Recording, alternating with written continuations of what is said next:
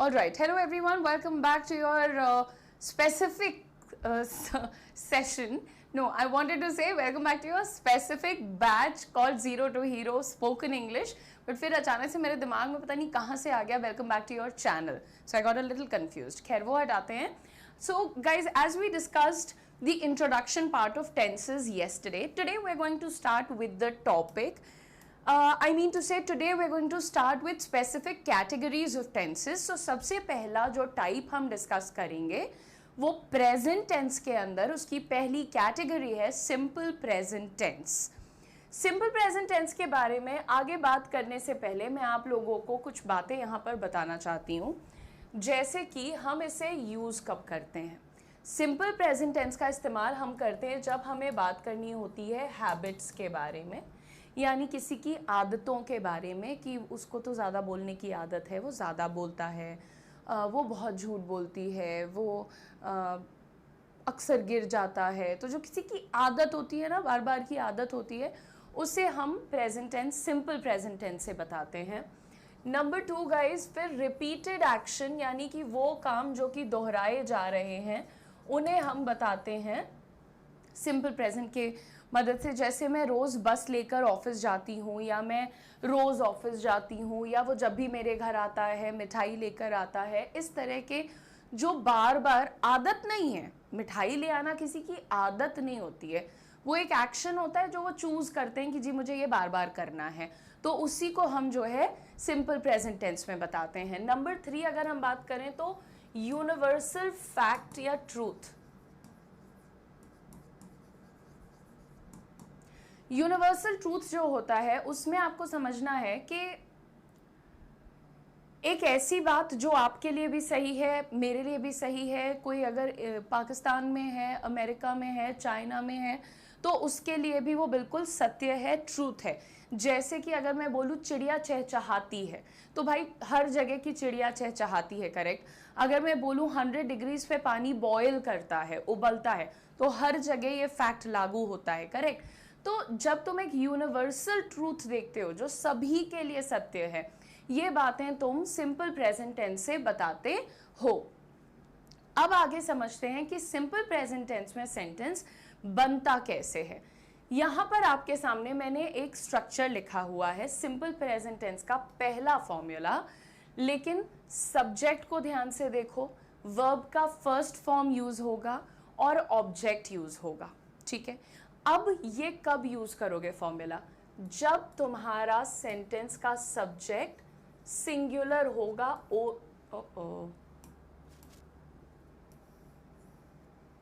Sorry, फिर से देखते हैं. जब तुम्हारा सब्जेक्ट प्लूरल होगा तब तुम इस फॉर्मूला को यूज करोगे.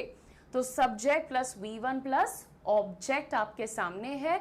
जब हमारे सब्जेक्ट प्लूरल होंगे तो इसका मतलब क्या निकल रहा है, कैसे वर्ड्स आते हैं प्लूरल के अंदर हमारे लिए, जैसे कि दे, वी, दे, वी, ये तो क्लियर हो गए सब्जेक्ट में. उसके अलावा जो भी प्लूरल नेम्स होते हैं जैसे कि बॉयज, गर्ल्स, बर्ड्स, सिटीज, ये सारे क्या हो जाते हैं हमारे लिए प्लूरल नाउन के एग्जाम्पल हो गए. तो जब भी इस प्रकार का सब्जेक्ट रहेगा तुम्हारा ये फॉर्मूला होगा. जैसे अगर मुझे कहना है कि वे ऑफिस जाते हैं,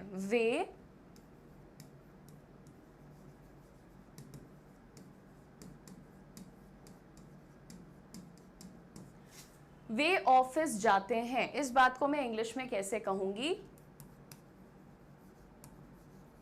दे go to office. Subject, verb का फर्स्ट फॉर्म, और जहां जाते हैं वो चीज हमने आगे बता दी है टू के साथ. अगर कहीं पे जाने की बात होती है, स्कूल जाते हैं, दे गो टू स्कूल. मैं कॉलेज जाती हूँ, आई गो टू कॉलेज. तो जाने की बात जब होती है तो हम लोग इस तरह से टू प्रेपोजिशन का यूज करते हैं. अच्छा दोस्तों, अब एक और फॉर्मूला नीचे लिखा हुआ है. सब्जेक्ट और वर्ब के फर्स्ट फॉर्म में एस और ई एस. वर्ब का चैप्टर खोलो, वर्ब 5th फॉर्म जो सिखाया था उसमें कई बार बोला था कि ये सिंगुलर वर्ब होता है. तो अगर तुम्हारा जो सब्जेक्ट है वो सिंगुलर है, जैसे कि ही, शी, इट, या फिर कोई भी singular noun, bird, boy, girl etcetera, तो वहां पर तुम यूज करते हो इस पर्टिकुलर फॉर्मूला को। ठीक है, अब देखते हैं दोस्तों यहाँ पर कैसे हम इस सेंटेंस को बना सकते हैं। जैसे अगर मुझे कहना है कि विद्या फुटबॉल खेलती है, तो अगर मुझे कहना है कि विद्या फुटबॉल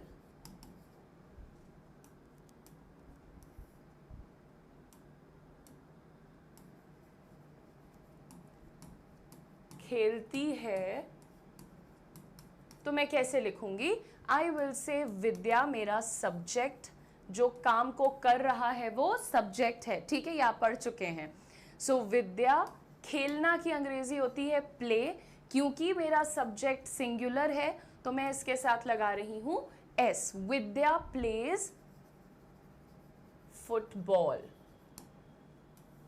ठीक है, तो इस तरह से आपको देखना है कि ये दो फॉर्मूलाज हैं, इन्हीं के बेसिस पर हम सिंपल प्रेजेंट टेंस को शुरू करते हैं और इसी को लगा लगा करके अपने सेंटेंसेस बनाना शुरू करते हैं। ठीक है, अब यहाँ पर हमने कल आपको बताया था कि देखो सेंटेंस कभी भी सिर्फ एक टाइप का नहीं बनाना सीखना, सारे एक साथ सीख लेना। पॉजिटिव बनाना है, नेगेटिव बनाना है और इंटेरोगेटिव बनाना है।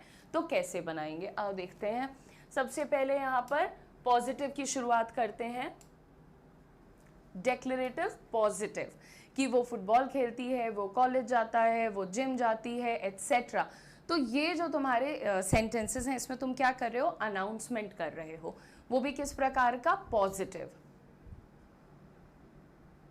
तो सबसे पहले फॉर्मूला याद है ना, अभी जो बताया था वो एक्चुअली डिक्लेरेटिव पॉजिटिव का फॉर्मूला था, तो उसी को एक बार फिर से देख लेते हैं यहाँ पर और एग्जाम्पल देखते। तो ये था तुम्हारा सब्जेक्ट वर्ब का या तो फर्स्ट फॉर्म या तो एस ई एस, अगर तुम्हारा सब्जेक्ट थर्ड पर्सन सिंगुलर है। थर्ड पर्सन सिंगुलर ही बोलते हैं ही, शी, इट को, या फिर नाउन जो कि अकेली हो, सिंगुलर हो, और उसके बाद अपना ऑब्जेक्ट। तो यही फॉर्मूला तुम अभी देख कर आए हो, कंफ्यूज मत होना। ठीक है, और जब तुम वर्ब में एस ई एस लगा देते हो तो उसको भी कहते हैं वर्ब का थर्ड पर्सन सिंगुलर फॉर्म। ठीक है, देखते हैं आगे। She knows how to cook. अब यहाँ पर क्या कहा जा रहा है? देखो ये बात थोड़ी बड़ी हो गई तुम्हारे लिए।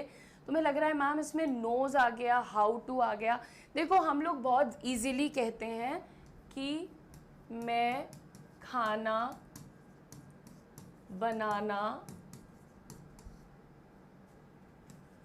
जानती हूँ, मैं खाना बनाना जानती हूँ। या फिर अगर हम कहें कि मैं गेम खेलना जानती हूँ, तो ये जो तुम्हारा यहाँ पर पूरा स्ट्रक्चर है ना, जानती हूँ, जानता हूँ वाला, ये एक्चुअली लिखा ही ऐसे जाता है, नोज हाउ टू। जैसे यहाँ पर तुमने देखा मैं, तो आपको पता है कि मैं के साथ यानी आई के साथ वर्ब में एस ई एस नहीं लगता है, ये मैं बता चुकी हूँ। दोबारा से नोट कर लेना यहाँ पर, you and I do not take S E S with verb. ठीक है, एस ई एस नहीं लेते हैं ये वर्ब के साथ। अच्छा, आगे बात करते हैं कि मैं खाना बनाना जानती हूँ, तो मैं कैसे बोलूँगी? आई नो, जानने की अंग्रेजी मैंने नो लिखी, लेकिन अगर मैं ये कहूँगी आई नो टू कुक, तो ये गलत माना जाता है ग्रामर में। इसको सही तरीके से लिखते हैं I know how to cook. I know how to cook, तो बिना इसके तुम लिखो ही मत। नो वर्ड अगर तुम देख रहे हो तो उसके बाद हाउ टू लगा करके फिर अपना वर्ब लिखो कि तुम्हें क्या आता है, क्या करना जानते हो तुम। जब तुम वर्ब बता रहे हो ना कि मैं खाना बनाने की जो क्रिया है उसे जानती हूँ, तब तुम कहते हो I know how to cook. Next देखो यहाँ पर, मैं गेम खेलना जानती हूँ, तो इसी को मैं लिखूंगी, अगर मैं ऐसे लिखूं आई नो टू गेम तो गलत हो गया। कैसे लिखोगे? I know to play game, वो भी गलत हो गया। I know how to play game. ठीक है, I know how to play game. तो उसी तरह से यहाँ पर भी बस वही चीज़ है। अभी क्योंकि थर्ड पर्सन का तुम्हारा सब्जेक्ट था तो तुमने नो की जगह नोज लिख दिया, और ये तो समझ लो कि फिक्स ही है। जब भी तुम कहना चाहते हो कि एक इंसान को ये आता है, वो ये जानता है, तो उसे आप इस तरीके से लिखिए। याद रखिएगा कि वर्ब के बारे में देखो, अगर मुझे ये कहना है कि रीता सीता को जानती है,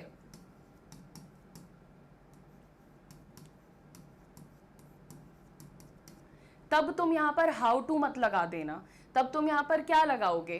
तुम कहोगे रीता नोज सीता डायरेक्ट। यहां पर हाउ टू नहीं लगेगा। क्यों नहीं लगेगा? क्योंकि यहां पर तुम कह रहे हो एक नाउन दूसरे नाउन को जानता है। ठीक है, अगर मान लो कि रीता नहीं होता, ये होता कि वो सीता को जानती है, तो मैं कहती कि प्रोनाउन यहां पर है, प्रोनाउन नाउन को जान रहा है। तो प्रोनाउन नाउन को जाने तब भी हाउ नहीं लगेगा, नाउन नाउन को जाने तब भी हाउ नहीं लगेगा। लेकिन अगर एक नाउन वर्ब को जानता है, एक प्रोनाउन वर्ब को जानता है कि मैं खाना बनाना जानती हूँ, मैं गेम खेलना जानती हूँ, मैं गाड़ी चलाना जानती हूँ, तो ये सारी क्रियाएं हैं जिनकी बात आप कर रहे हो, तो आप एक्शन जानते हो। तो इसीलिए यहां पर रीता नोज सीता सही है। पर अगर मैं ये बोलूं कि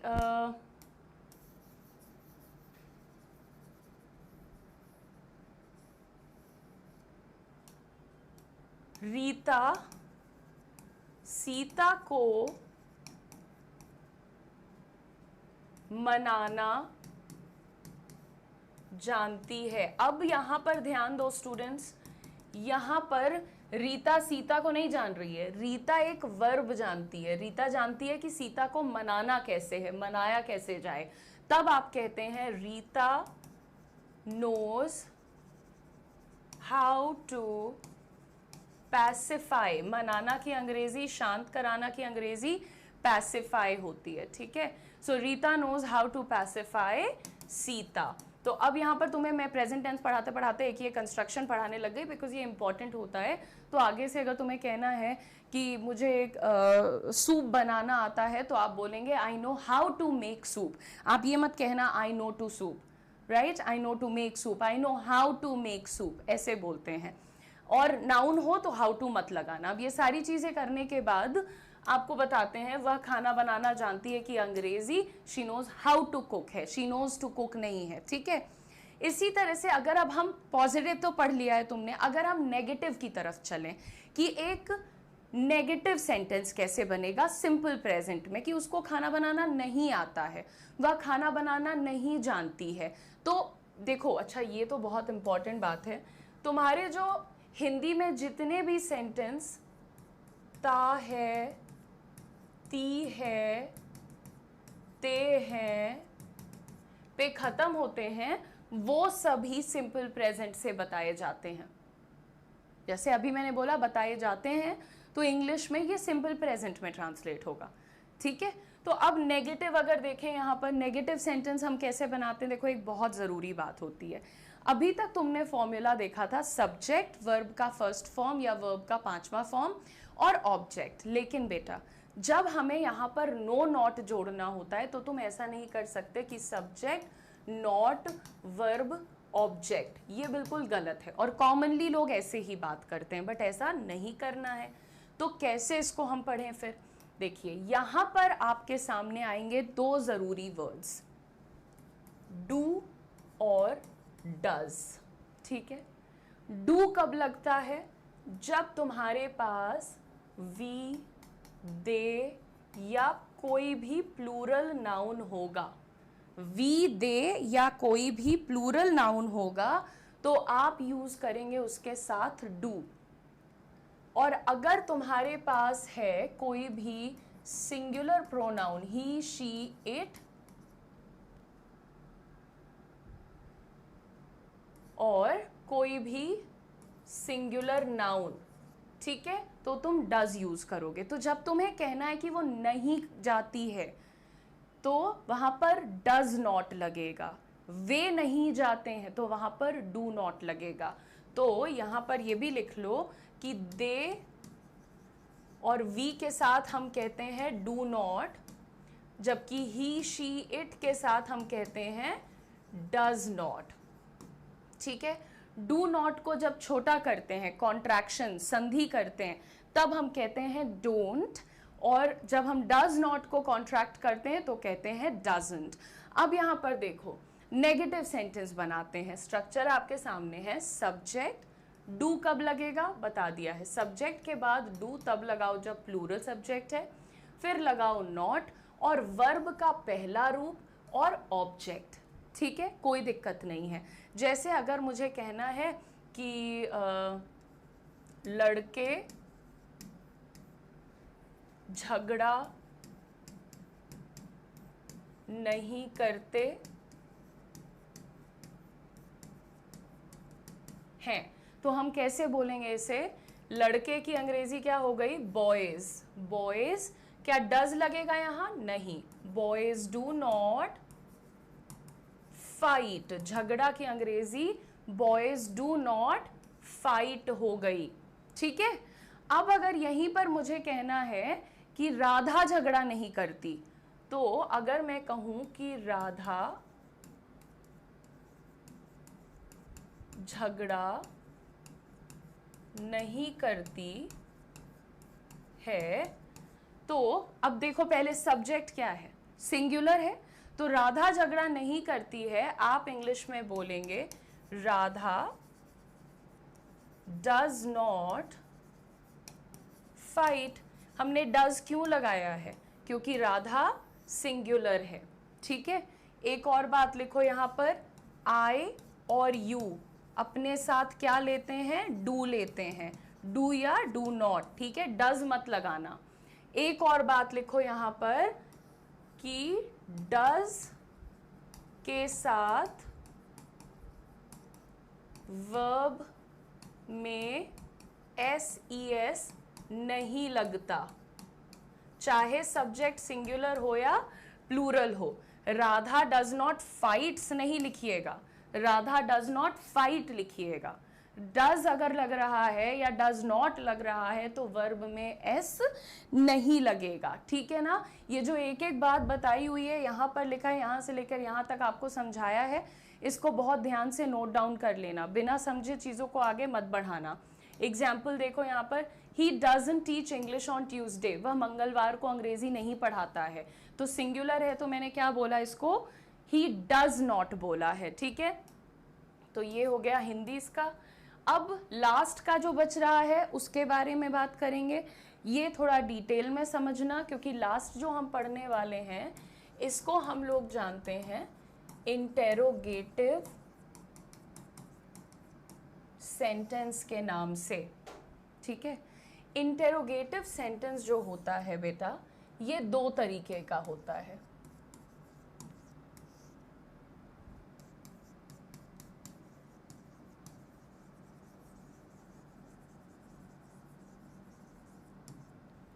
यानी कि एक ऐसा सवाल जिसका आंसर आप यस नो में दे सकते हो। A question which you can answer with yes और नो, वो एक तरफ आ गया। या फिर एक ऐसा सवाल जिसमें आपको एक्स्ट्रा इंफॉर्मेशन देनी है और आप इसको यस नो में आंसर नहीं कर सकते, वो आपने दूसरी साइड पे लिख लिया है। ठीक है, यहां पर ध्यान देंगे, यस नो का सवाल होगा तो कैसे शुरू करेंगे? फॉर्मूला लिखो अपना, जब भी एक यस नो का सवाल होगा तो ये हमेशा ऑक्सिलरी वर्ब से शुरू होगा। ऑक्सिलरी वर्ब तुमने कौन सी यूज की थी अभी नेगेटिव में? डू डज यूज किया था, तो आपका फॉर्मूला भी लिखो, डू, अरे यार, प्लस सब्जेक्ट प्लस वर्ब का फर्स्ट फॉर्म प्लस ऑब्जेक्ट। ये फॉर्मूला है प्लूरल और यू और आई के लिए। ठीक है, और अगर यहीं पर सिंगुलर सब्जेक्ट है तो लिखो डज सब्जेक्ट V1 ऑब्जेक्ट, और ये फॉर्मूला है सिंगुलर के लिए।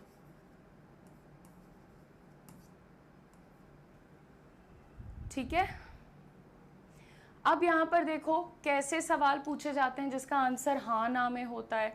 अगर मुझे कहना है कि क्या वे आम खाते हैं, क्या वे आम खाते हैं, तो हम कैसे पूछेंगे? अब ये वे लगा हुआ है यहाँ पर, प्लूरल है, तो कैसे पूछेंगे? Do they eat mangoes, do they eat mangoes. अब हमने ये क्यों किया मैम, हम डू से क्यों शुरू किए, वाई वॉट इन सब से क्यों नहीं शुरू किया? क्योंकि तुम देखो क्या वे आम खाते हैं, तो तुम इसका जवाब कैसे दोगे? हाँ वे आम खाते हैं, नहीं वे आम नहीं खाते हैं, ऐसे दोगे ना आंसर। तो जब तुम हाँ ना में आंसर दोगे तो तुम ऑक्सिलरी वर्ब से सवाल बनाओगे। अब सिंगुलर का भी देख लो, अगर मुझे कहना है कि क्या राघव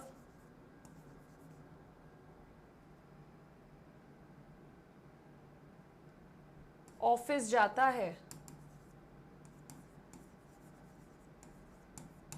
सॉरी मैंने जाता इंग्लिश में लिख दिया, क्या राघव ऑफिस जाता है, तो मैं कैसे लिखूंगी? Does Raghav go to office, does Raghav go to office, इस तरह से मैं बनाऊंगी अपना सेंटेंस।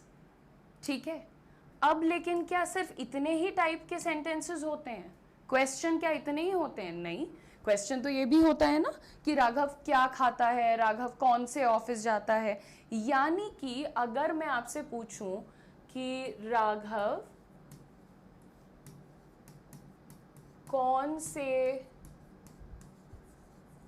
ऑफिस जाता है, राघव कौन से ऑफिस जाता है, अगर मैं आपसे ये पूछूं तो आप इसका आंसर कैसे देंगे? मुझे सिर्फ ये बताइए। आप राघव के ऑफिस का नाम बताएंगे, आप ये थोड़ी कहेंगे यस जाता है, नो नहीं जाता है। अरे कौन से ऑफिस जाता है, ये नाम पूछ रहा है, तो यहाँ एक्स्ट्रा इंफॉर्मेशन देनी है। तो जब भी तुम्हारे पास ऐसा सवाल है जिसका आंसर तुम yes no में नहीं दे सकते, if you have a question which you can not answer in yes or no, you will start it with WH word। कौन की अंग्रेजी क्या होती है, इसका पहले स्ट्रक्चर लिखो। WH वर्ड आएगा सबसे पहले,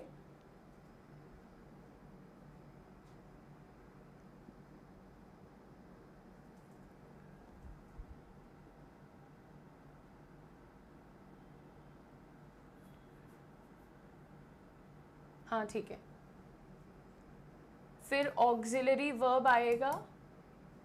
एक्चुअली ये जो दिया हुआ है ना मैंने सेंटेंस, ये एक्सेप्शन है।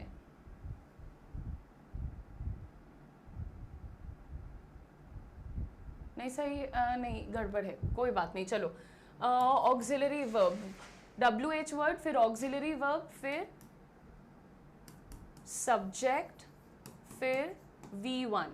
ठीक है, अब अगर मैं इसको ट्रांसलेट करूं ना बेटा, प्रॉब्लम ये हो रही है यहाँ डबल ऑब्जेक्ट हमने दे दिया है तुम्हें। तो राघव कौन से ऑफिस जाता है, मैं लिखूंगी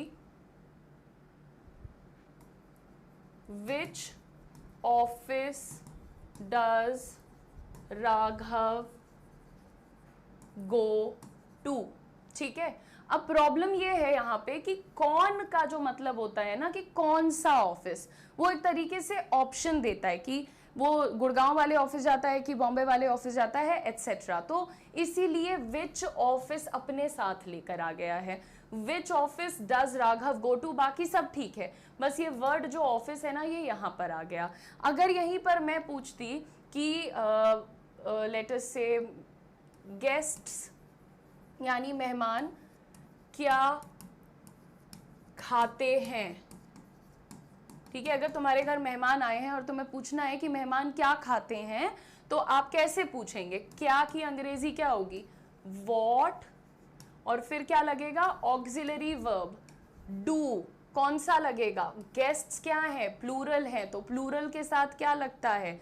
हमने बताया डू लगता है, right. What do guests eat, what do guests eat, इस तरह से हमने आपको यहाँ पर एक सेंटेंस दे दिया है। अब आपको क्या करना है कि एक PDF मिलेगी शांति से, उसको बैठ करके पहले ट्रांसलेट करने की कोशिश करना है। और ये याद रखना कि डू सिंगुलर के साथ, सॉरी प्लूरल के साथ लगता है, डज सिंगुलर के साथ, डू आई यू के साथ भी लगता है। येस नो का फंडा सामने लिखा है, एक्स्ट्रा इन्फॉर्मेशन का सामने लिखा है। बहुत थॉरली इसको रिवाइज कर लेना, वीकेंड भी आ रहा है तो आराम से कोई चीज़ पे अगर अटकते हो तो 2 बार 3 बार पढ़ो। और आपकी थर्सडे को 6 PM डाउट क्लासेस होती हैं, तो आप लोग आया करिए। I wait for all of you to join me in your doubt sessions, ताकि आप एटलीस्ट स्पीकिंग की प्रैक्टिस कर पाएँ, वरना तो बहुत दिक्कत हो जाएगी आपके लिए, है ना। So thank you so much guys for watching this session. Make sure कि आप एक बार इंट्रोडक्शन वाला वीडियो और सिंपल प्रेजेंट वाला वीडियो दोबारा देखें। सिंपल प्रेजेंट में एक और टाइप का सेंटेंस होता है जो अभी हम होल्ड कर रहे हैं, क्योंकि ये थ्योरी बहुत ज़्यादा हो गई है, तो कल के सेशन में वहाँ से रिज्यूम करेंगे। All the very best, thank you so much, keep revising everyone.